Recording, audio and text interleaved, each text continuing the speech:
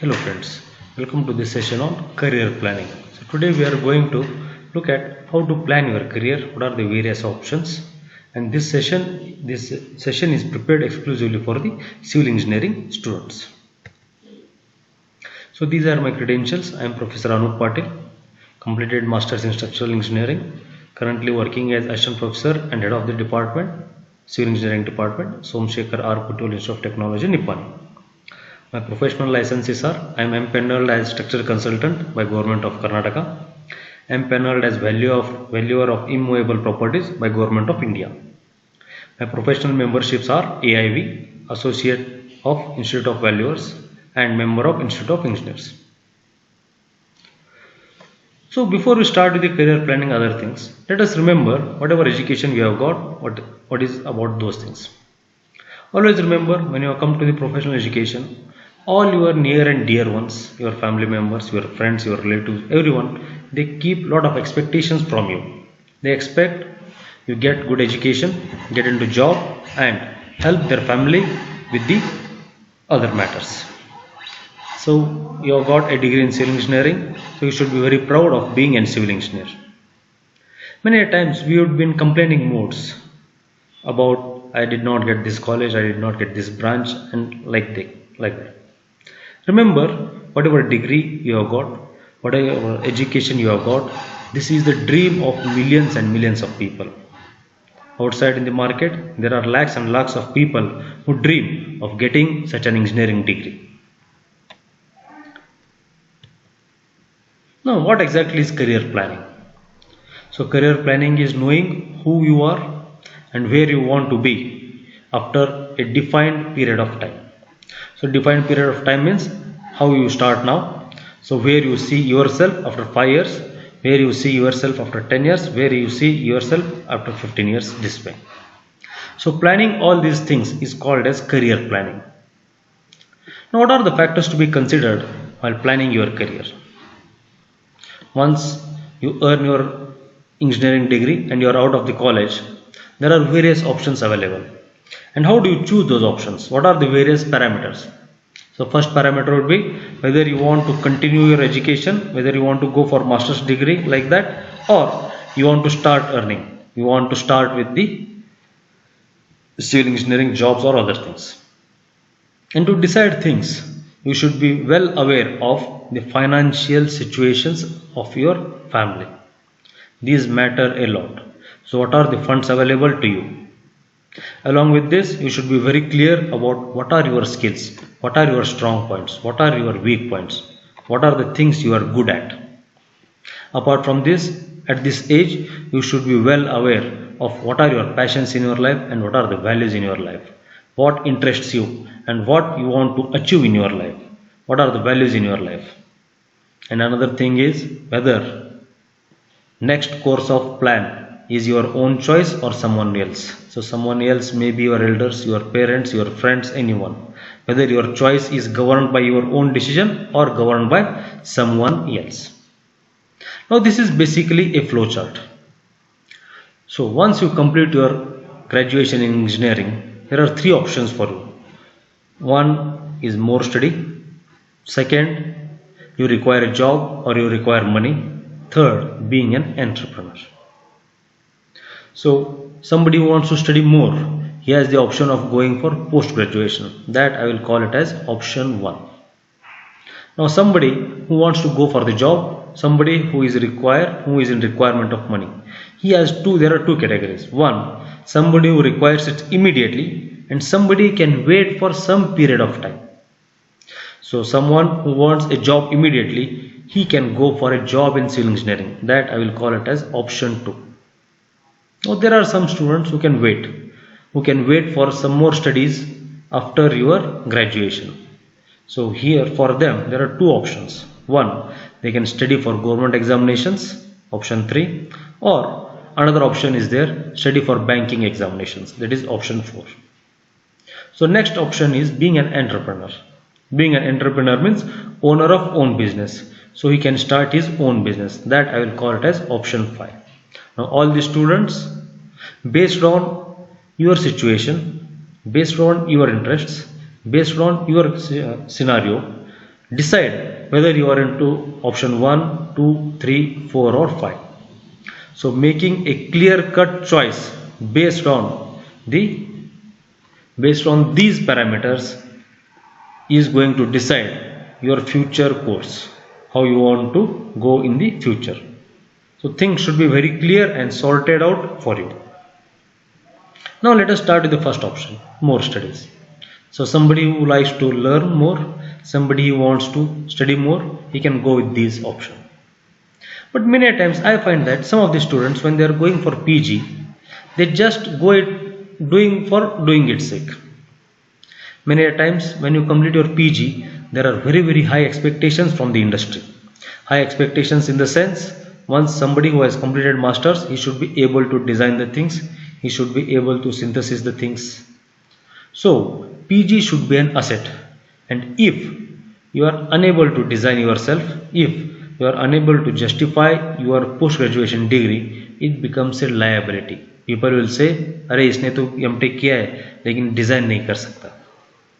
So one needs to invest in sound knowledge and good college.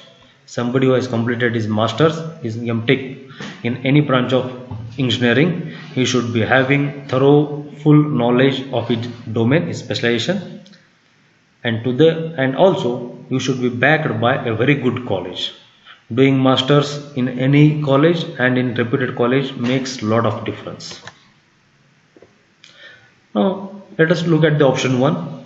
Typically fees are in the range of 65,000 and above.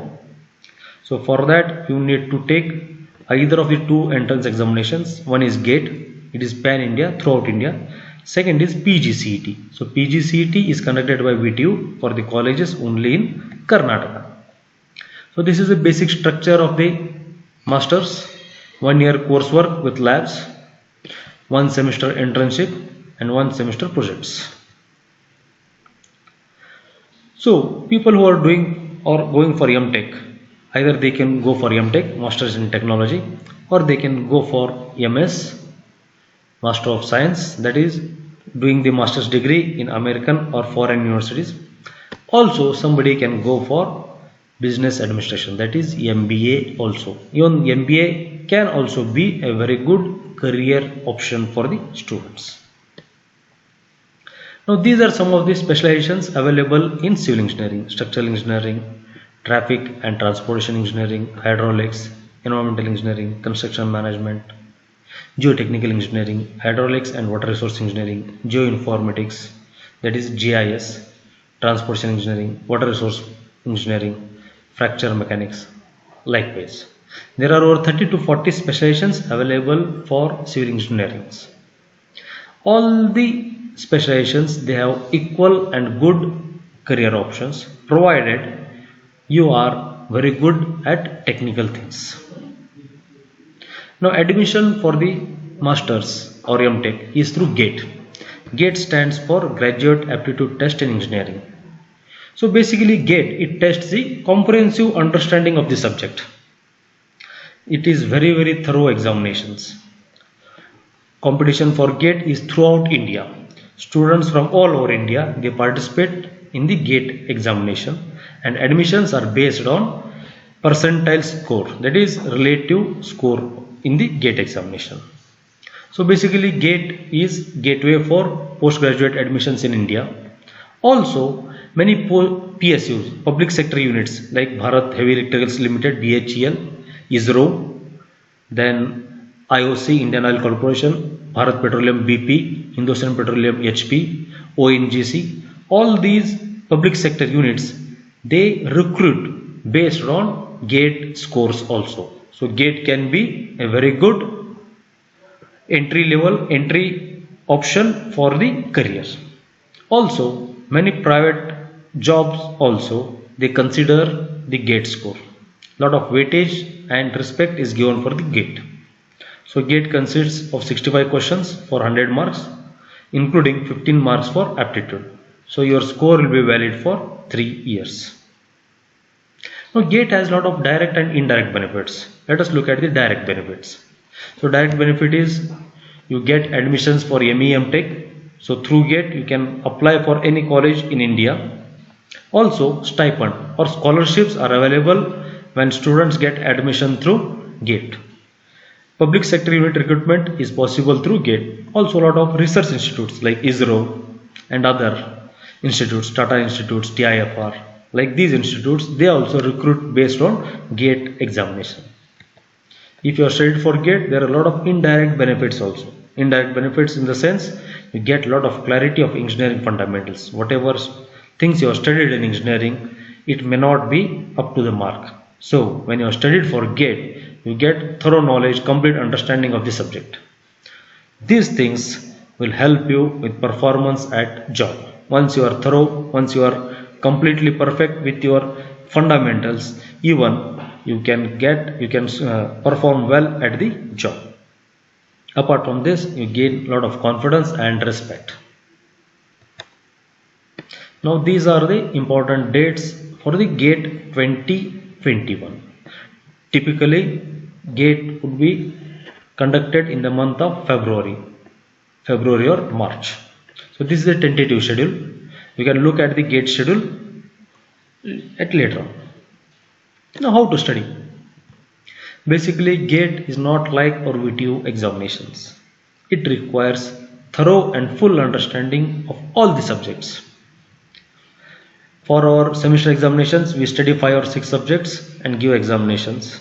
But for GATE, you need to study and remember whole of civil engineering syllabus, all the subjects which are studied in civil engineering, including mathematics.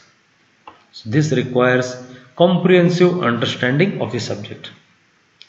And to study these things, it is better you join some coaching classes. A lot of coaching classes are available wherein they give comprehensive studies. Apart from studies, you need to take up tests. Online practice tests are very, very important to understand yourself, where you are and what is your level of preparedness. Next, in current scenario, it is difficult to go for coaching classes. So even you can go for online classes also. GATE preparation, it requires a lot of dedication. Maybe about 5 or 6 months is remaining, so you need to study rigorously for 5 to 6 months. Also, it requires hard and smart work. Whatever things you are not done in engineering, you need to do it now. Now let us come to the second option, civil engineering jobs. Remember, civil engineering is mother of all the engineering. This is the evergreen sector. Population of the world is increasing, and as population of the world is increasing, requirement for housing is increasing. Along with housing, we need to have more number of roads. Industrialization is occurring, so more number of factories are to be built, more number of houses, more number of offices they are to be built, a lot of infrastructure projects are to be built. So as population increases, growth of civil engineering is going to increase day in and day out. There is nothing like slowdown in civil engineering. Only there might be some blips wherein the sector might be under some strains. But in this branch of civil engineering, we are going to have continuous job creation forever and ever. But if you look at the civil engineering sector in India, it is very, very unorganized at lower levels. Unorganized in the sense, if you look at the computer science or electronics jobs, there they are having organized companies wherein they have a clear-cut structure. But in civil engineering, smaller jobs are done at local organizations which are very small in scale as well as unorganized. Hence, we may face some resistance, this thing at the initial levels. Now basic question comes, where do we start? How to start at the jobs? So we can work with civil engineers, one who is practicing civil engineering designs and other things, or you can work with architects wherein you are into planning. So it might be planning, it might be quality control, it might be estimation, it might be billing, it might be doing views, it might be creating 3D views like this. So working with the architects, or you can work on site, that is with the contractors, wherein you are into execution site, field work. Basically we call it as a field work. So this is the fields where you can start with the jobs. Now what are the entry level positions when you are going to start as a civil engineer? So what are the entry level positions? So entry level roles, it might be as a site engineer wherein you are looking after the site. So you might be into planning engineer, you are into planning of the things. So quality control and material testing, QC. So you are going to test the quality of the work it is executed. So you might be into estimation or project costing works, or you might be into project management. So these are the various entry level positions for a civil engineer. Now how do you start? So basically always start small. Start with the smaller firms. Start with the firms which do some good and respectful work. Slowly you can make a career progression. Once you are thorough, once you are perfect with your fundamentals, you will certainly get jobs into bigger organizations, bigger companies, wherein not only you are going to have a good career as well as good profile as well. And remember one thing, if you want to start with civil engineering jobs, your engineering degree is more than sufficient to make a respectful career. For all the jobs which are listed earlier, it is not necessary to get a PG. PG is welcome, but it is not a must. Even you can make a very respectful career with an engineering degree what you are going to have now. But at the same time, I find that some of the students, they are not up to the mark with their careers. So these two are the very important points which each and everyone should remember. There goes a saying in Sanskrit. I am going to translate that in English. What it says is, if you want to earn knowledge and if you want to earn money, you need to leave your homes. If you are going to stay in your homes, you want a job in your own place, you want a job in your own locality, it becomes quite difficult. So if you wish to make a career in engineering, be prepared to two things. First, leave your homes. You should have that courage to come out of your homes, go to the bigger cities, go to the sites where a lot of civil engineering works are going on, and start with your career. Next, very important point is start early, progress well. Many students, they do not start with their careers early. They just try to hang in their own homes. So this creates some discontinuity in their career CVs. So better you start early. As soon as your degree is completed, you have to start with your chosen option.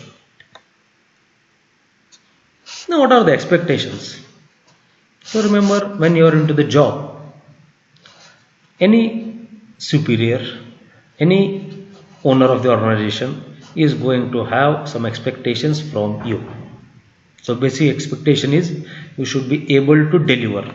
You should be able to give some financial remuneration, financial advantage to your superiors or to the owner of the business.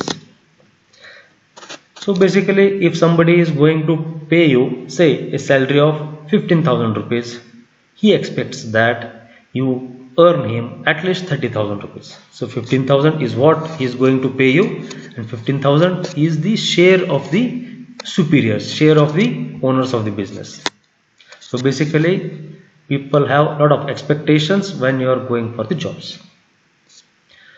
So when you want to go for a job in civil engineering, so you should be having sound knowledge, thorough knowledge of the following topics. So it might be concrete technology, basics of RCC, building planning, building bylaws. So building planning and bylaws, they are with the architects. So you should be in position to draw at least simple plans. So building plans means you should be aware of what are the specifications, what are the different things you have to consider while planning a residential building, while planning a commercial building, while planning a office building. Building bylaws means rules and regulations of the local authority.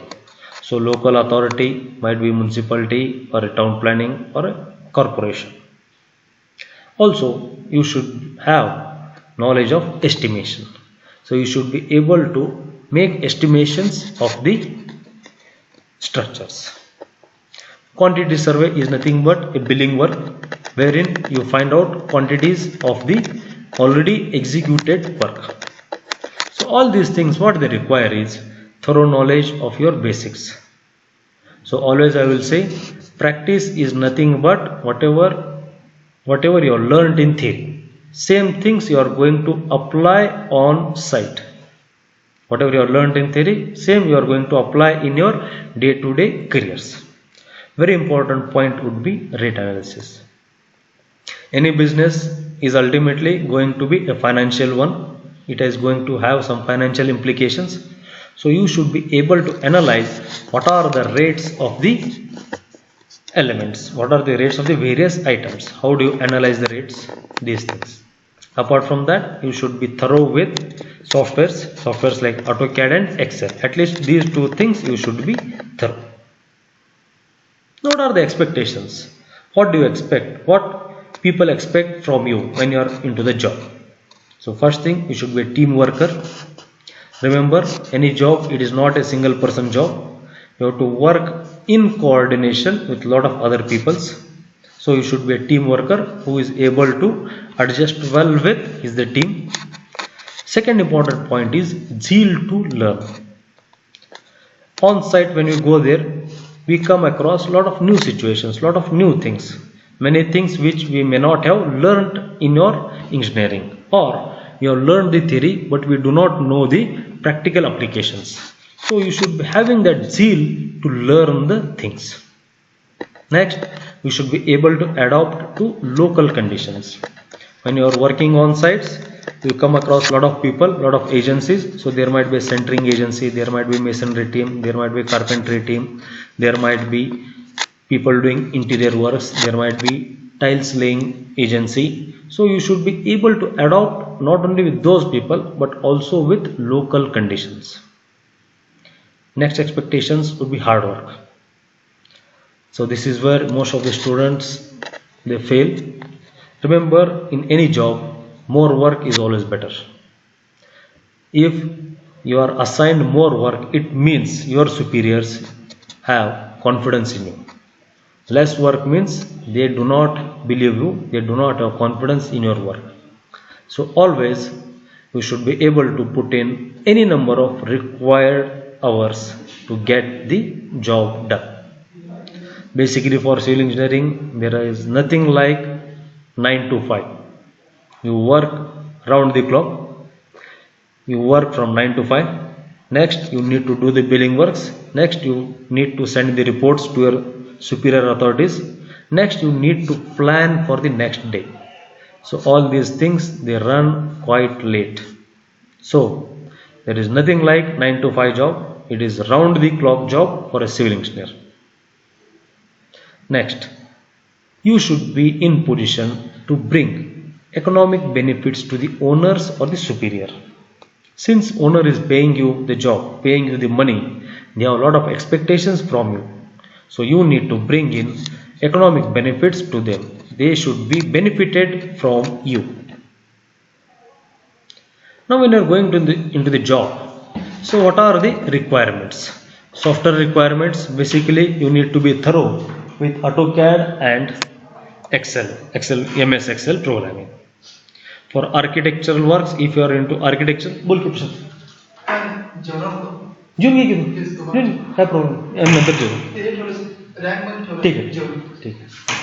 basically if you are working into architectural firms, you need to be thorough with AutoCAD, Revit, SketchUp or 3D Max. If somebody is working on road works, so you should be aware of AutoCAD, Excel programming and Total Station.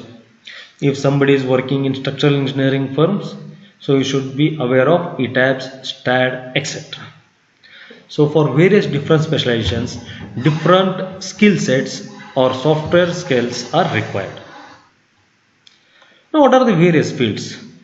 So basically when we say civil engineering, only buildings come to our view. But it is not only just buildings, there are hundreds and hundreds of specializations. So buildings are one. Next, highways, environmental, geotechnical, marine engineering, or also we call them as offshore structures, tunneling works, bridges, railways, energy sector, public health, airports, public health, and etc. So I have just listed some of the various sectors. Apart from this, there are hundreds of other specializations. Now comes, how do you find the job? So basically, jobs you see from there, you get from the advertisements. Next, jobs, online job portals. So you need to register on some of the websites wherein they send the links. But always be careful, not all the job portals are genuine. Many times they ask for money. So try to be very careful with those things. Third option is friends and relatives. This is very effective way. So now, since you are in the last phase of engineering, never be shy of telling your friends, never be shy of telling your relatives that very soon I will be completing my engineering and kindly look for a job to me. It is absolutely respectful way. I would be very happy if you update your friends and relatives regarding your education. So they will be in position to guide you, they will be in position to give you some leads. Another option is through alumni. So we have an alumni group. So students who are working in various fields in various cities, they are there on the group. Whenever there are any requirements in their own companies or in other companies, they put the information in the alumni group and you can benefit from it. Never shy from asking for job assistance. It's perfectly respectful. Since you are into entry level job, you have all the rights to ask for a job. It is not something like begging, but it is assistance. You are asking for assistance. Next, we need to develop a professional circle now. If you look at our mobiles, we all have family circle, we all have friend circle, we all have our katta circle, but very few people of us have the professional circle. We need to have a professional circle where people in same profession, they are together. So they help you not only perform the job, not only perform the assignments, but also they help you with your profession, they help you with the jobs. Next option 3 and 4 are competitive exams. So competitive exams I will like to group into two. So first is KPSC or UPSC, Karnataka Public Service Commission or Union Public Service Commission. Second option is banking. Now let us look at the government job sector. This is option 3. So option 3, lot of recruitments, government recruitments, they occur through KPSC, Karnataka Public Service Commission. So KPSC does the recruitment for technical as well as non-technical posts. So technical in the sense for civil engineering posts as well as some non-technical posts also. So you have got a degree. So with the degree you can even apply for non-technical posts also. Also a lot of central government jobs are also there. Apart from that, a lot of public sector jobs. Public sector in the sense central government jobs. Now let us look at the KPSC thing. So for the technical examinations, there will be 3 papers, paper 1, 2 and 3. So paper 1 would be general English or general Kannada. So this is very basic and qualifying exam only. This is of the SSLC level. Next is paper 2, general knowledge. So general knowledge, you should be well aware of all the current affairs. Apart from current affairs, you should be well aware of literature, of history, of geography, of politics, of constitution, of world politics, world thing information also. So general knowledge, you need to have complete knowledge of the India as well as for whole world. And if you are attempting an KPSC examination, there should be special emphasis on Karnataka related information. Now paper 3 would be technical. So there might be 1 or 2 papers technical papers based on civil engineering. Here most of the times questions would be of gate level. So whatever you have studied for gate, it is going to help you here to crack the KPSC technical examinations. So hundreds of jobs are called for every year. So those jobs might be in PWD, Public Works Department, or irrigation, or technical colleges, etc. How do you prepare? So you join GATE Institute, GATE coaching with general studies. Next, for general studies, you should study standard textbooks, state board textbooks from 5th standard to 10th standard. Believe me, those textbooks are treasure of knowledge. Many or 99% of the questions, they are from those textbooks only. If you are attempting KPSC or Karnataka examinations, go for state textbooks. If you are attempting for UPSC or central level jobs, study the CBSE books. Now let us look at KPSC non-technical. So basically this is for recruitment for KAS, Karnataka Administrative Service. So there are 8 papers. Again, paper 1 is General English or General Kannada. Paper 2 to 6, they are on general knowledge. Special emphasis on Karnataka. So there are different topics given every year. So you need to study them. Paper 7 and 8 would be technical examinations. So you have to take whatever is your specializations. Since you have done civil engineering, you can go for the civil engineering subjects. Again, KS and other things, opportunities are there in all government sector jobs. Preparation, better you join coaching center. For many coaching centers, government scholarships are available. As simple example would be Karnataka government, it conducts an entrance examination based on your performance in entrance examination. So you might be given coaching in Karnataka University Dharwad and lot of other state government institutes. Again, very important thing is 5th to 10th standard textbooks. But somebody who is going to study for KS or KPSC, he should have a time frame of 3 years. It's not possible to do KPSC while doing the job or any other things. It is very important to have a big time frame. Now let us look at the banking. Many times engineering students, they are not aware of these things. Banking, lakhs and lakhs of jobs are created every year in the banking sector.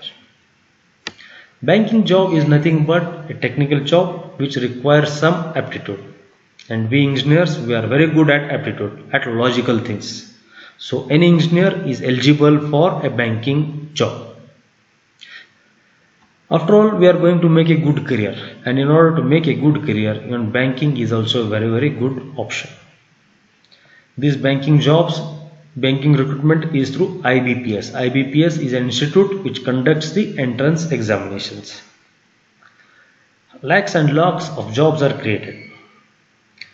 These IBPS jobs, they are open for all the graduates from all streams. So it might be BA, BSc, BCom or BE. All they are eligible to attempt these graduation examinations. But remember, competition is from all over India. Students all over India compete for these jobs. Banking examinations, they are particularly suitable for ladies, safe and comfortable. You get a stable and secured career. Believe me, this is one sector of jobs which students ignore. If you are interested in these things, if you have a liking for problem solving aptitude, you should go for banking examinations. Basically, banking examinations, there are 3 subjects. One is general knowledge, second English, third is aptitude, verbal and non-verbal. Now what are the advantages? Being engineer, cracking of all these 3 sectors is very easy. Engineers always they have good general knowledge. Engineers, they will be good in English. And engineers, they would be good at logical things, at aptitudes. So time frame 1 year is more than sufficient to crack banking examinations. It is better you join some coaching classes. But believe me, if you are serious with these things, even own learning is also sufficient to make a career in banking. Now preparation. For general knowledge, you need to read newspapers, current affairs magazines, success review, lot of like this, lot of magazines are available. So you should be reading those things. And again, very important is textbooks. State board and CBSE textbooks from 5th to 10th standard. Now, for aptitude, you need to study verbal and non-verbal. Those they are given very well in Agarwal book. Apart from Agarwal, there are a lot of other books which you can study.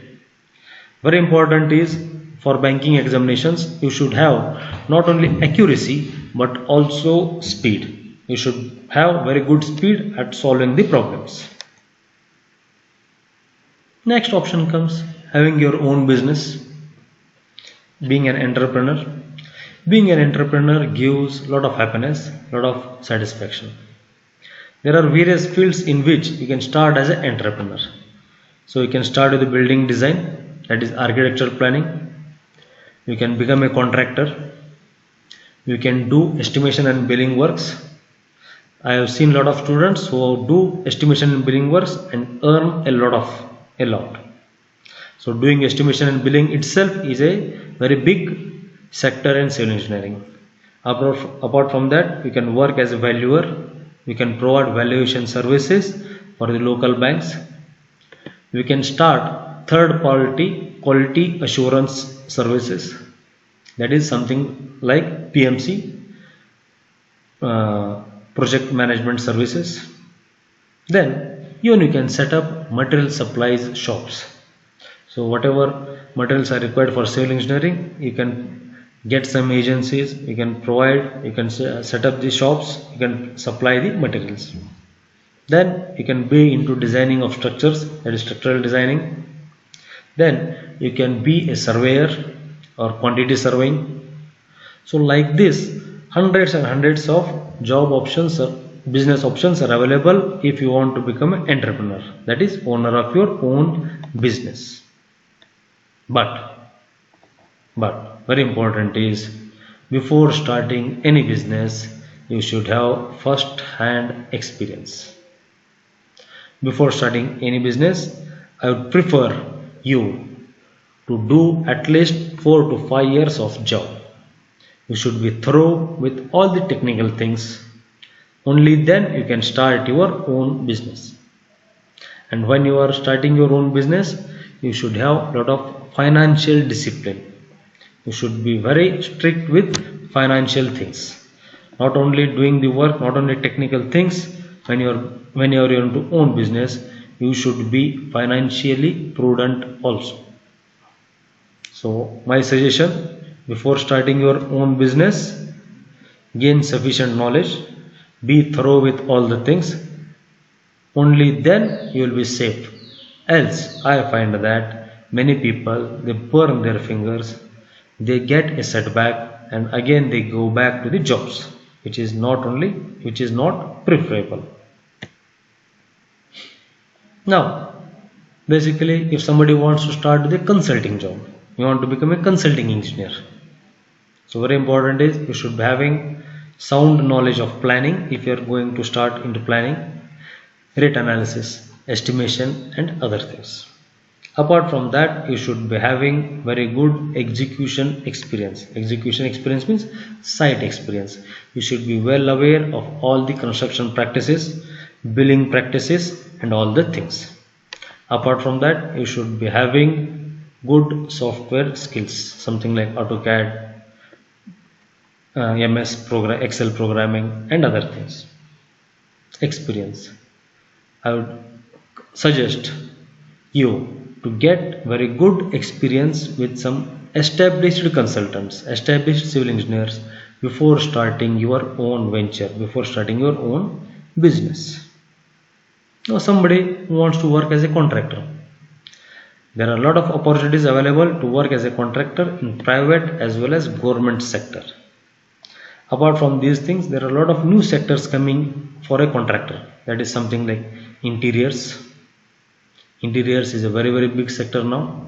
Solar works, execution of solar panels, railways, industrial structures, etc.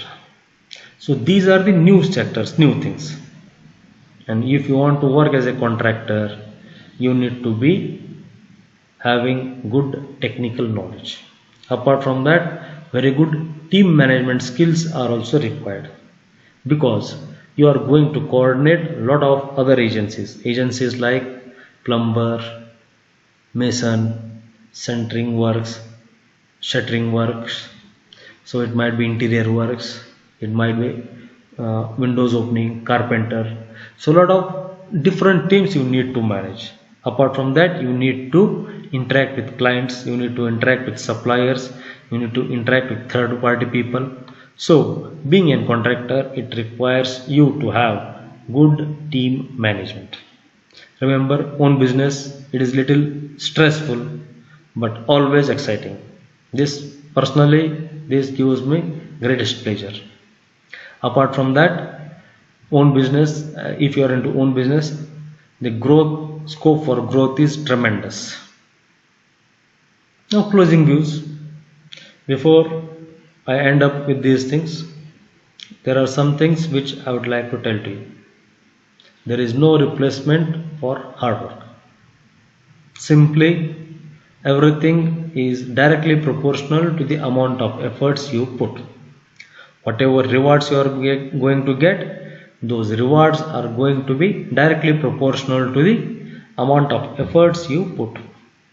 You need to be honest with your efforts, you need to be honest with your employers, you need to be honest with your superiors. When you are going to work, many a times if somebody gives you more work, we try to strike, we try to say kitna kaam karne ka. But remember, more the work, the better. If you are getting more work, it means your superiors, they are believing you. So believe me, there is nothing as sweet as success. And believe me, you need to taste it. Taste the pleasure of hard earned money. So far, you have lived off the money of your parents, money given by others. Try to earn some of your own and try to see how sweet that money is. So you should have some aims, some dreams. So your dreams or aims, they should be tangible. Tangible in the sense, I will say, I want to own a Maruti Swift car by the age of 30. So in order to earn that car, you need to work. I want to have a 2-bedroom house by the age of 35.